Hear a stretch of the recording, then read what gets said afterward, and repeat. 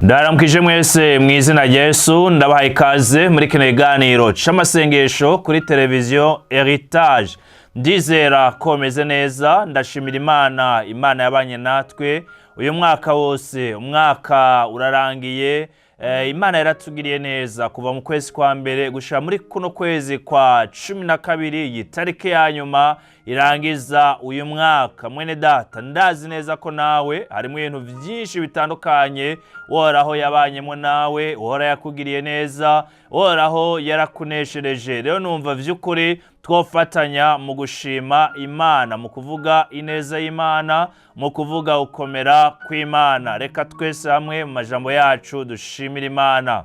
Data, ndaguhaye icubahiro, ndagushimiye ubuntu bwawe, ndagushimiye imbabazi zawe, ndagushimiye ko uruwera kandi wo kwizigirwa, uri nyenkomezi, uri nyembaraga, uri data udahinduka, uri umuremyi wiboneka n'ibitaboneka.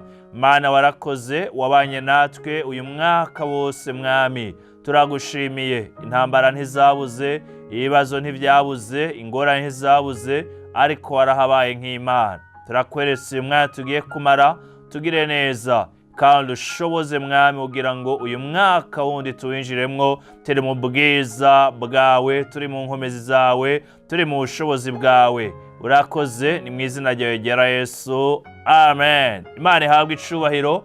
Ndagomba muri kano kanya dufatane nawe uyu mwanya wo gusenga. Imana ishimwe cyane.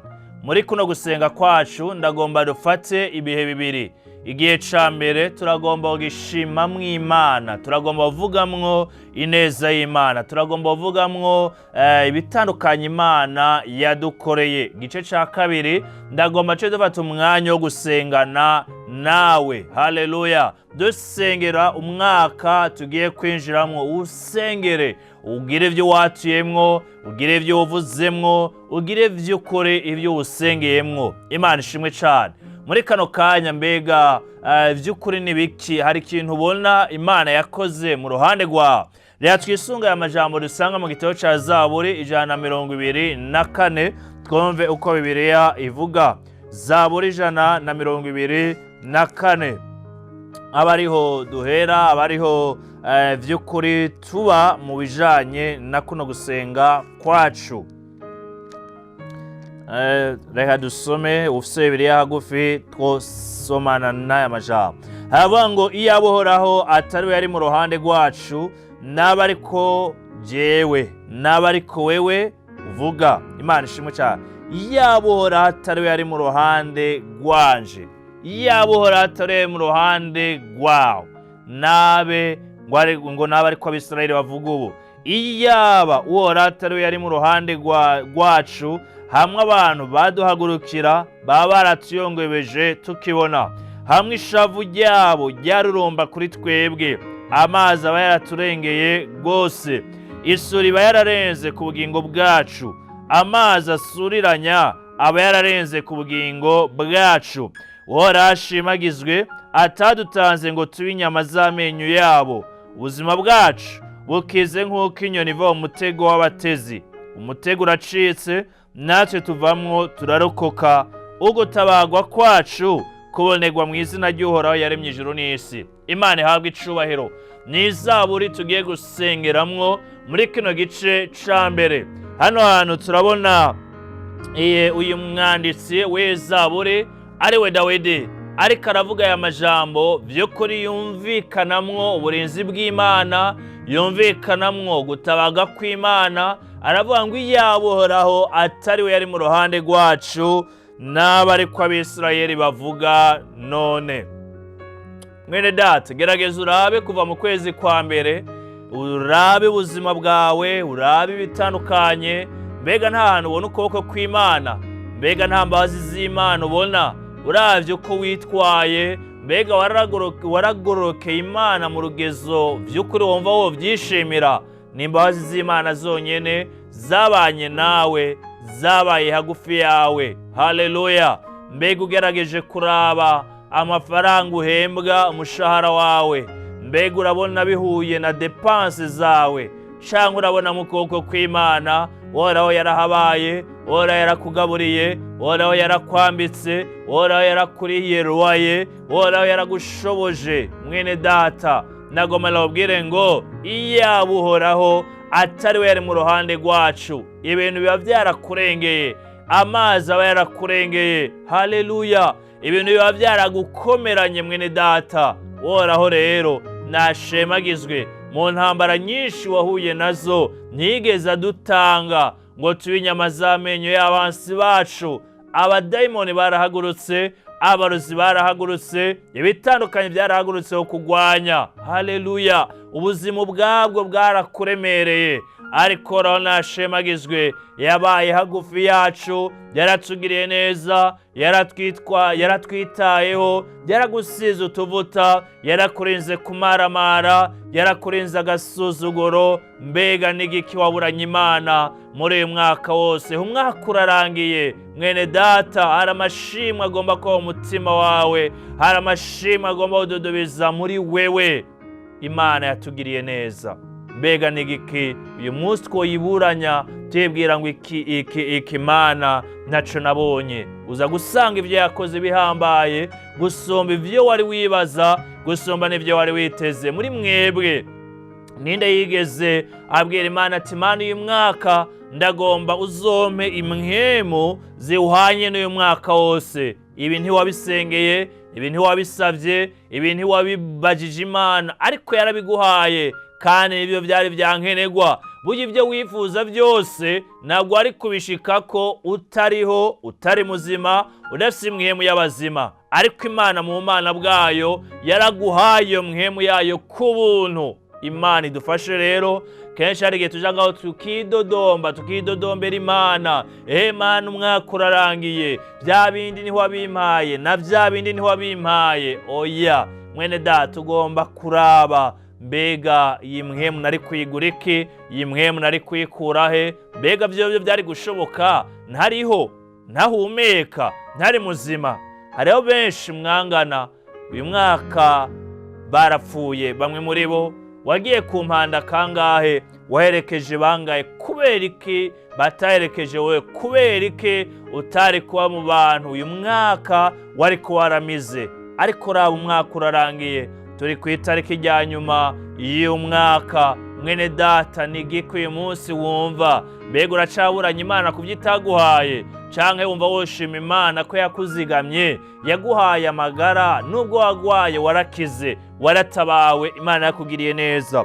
Rero yaravuga ngo Uhoraho nashemagizwe. Imana ishimwe, nashemagizwe. Ugomba gushemagiza umutima wawe, uhimbaza Imana, n'umutima wawe nunezerererwa Imana, umutima wawe nuryoherererwa Imana. Biracashoboka ibyo utashitse ko umwaka uheze, muri uyu mwaka turangije, biracashoboka yuko Imana ibigushikanako mu mwaka dutanguye.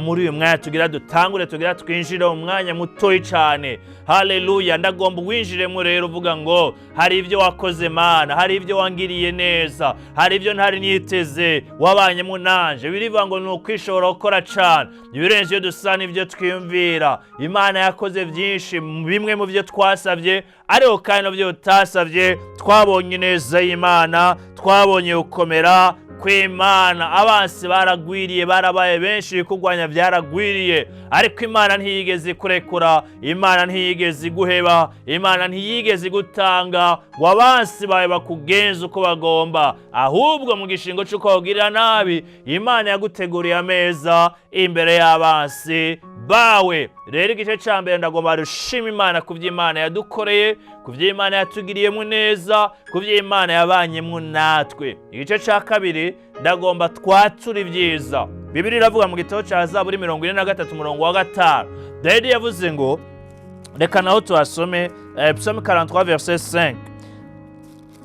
Bibiliya iravuga ngo, mutima wanje niki gitumye wicurikira, niki gitumye umpagararamwo? Niwishimire Imana, kuko mbere nzosubira kuyihimbaza. Haleluya!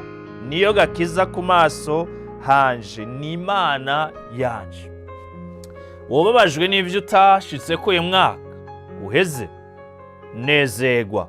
Ongera guhumuriza umutima wawe, ongera kubwira ngo umutima wanje nezerwa, himbagwa, yaca umpagararamwo, yaca wicurekera. Ndazi ko nzongera guhimbaza Imana, nzongera kubona ineza y'Imana, nzongera kubona ubukuru bw'Imana, nzongera kubona inyishu y'Imana.